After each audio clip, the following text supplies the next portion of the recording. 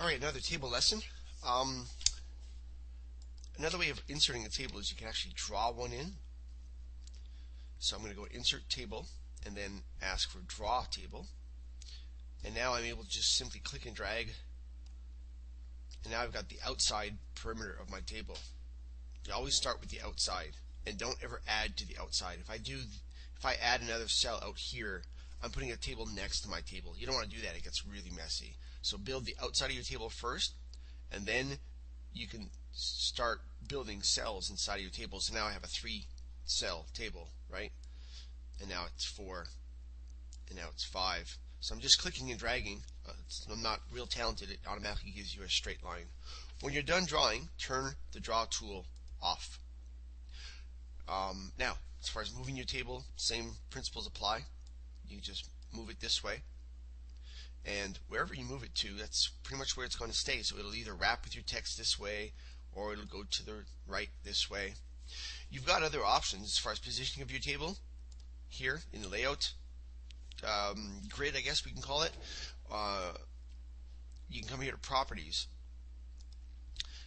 and go to Table, and you've got these alignment features. Now understand something. If you set these one way or another, as soon as you go to move your table again, it overrides this feature. So if I set it to none, none means I don't want any text on the same line as this table. And sometimes that's exactly what you want. But if you change your mind and you bring this table down, you've just overridden the command. And if you come back here, you see that it's no longer none, it's around. So you're probably better off just doing it by eye, unless you want none, in which case it's not going to guess that you want none, so you'll have to go to none. But as far as the other wrapping features are concerned, you're better off just moving the table around yourself if you'd like to. If you want to center your table on the page, I still think the fastest, easiest way is just select your table, go back to your home ribbon, and hit center. So I've selected the table, okay, not by clicking and dragging, but by clicking this little button here, and then hit center, and it'll center your table on the page.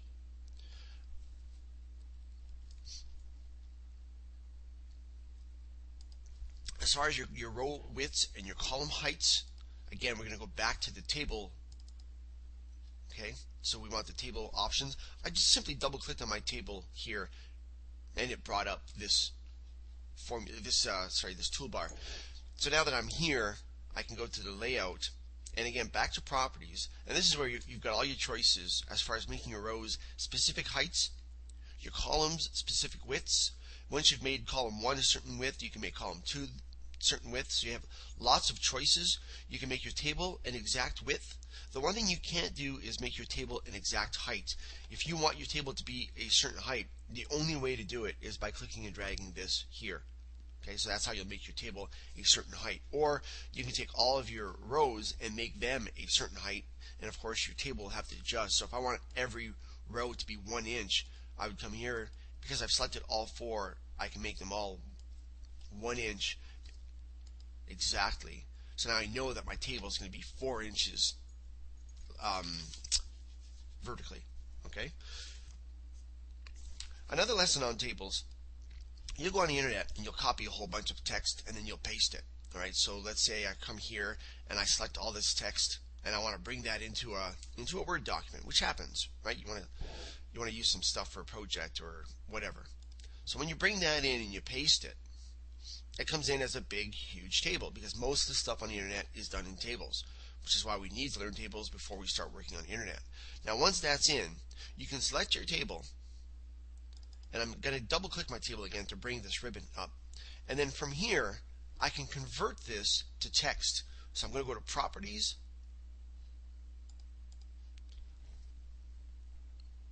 actually, I'm not going to go to Properties. So I've got it selected. I'm going to come here, Convert to Text. So it's going to take this table and it's going to turn it into text. Typically, changing everything to paragraph marks is probably the way you're going to want to go. So now it's taken what used to be a table, and now it's text that you can easily work with and edit. You're familiar with this stuff, right? So you can edit, you can change things as you would like normally. So that's converting table to text, very handy.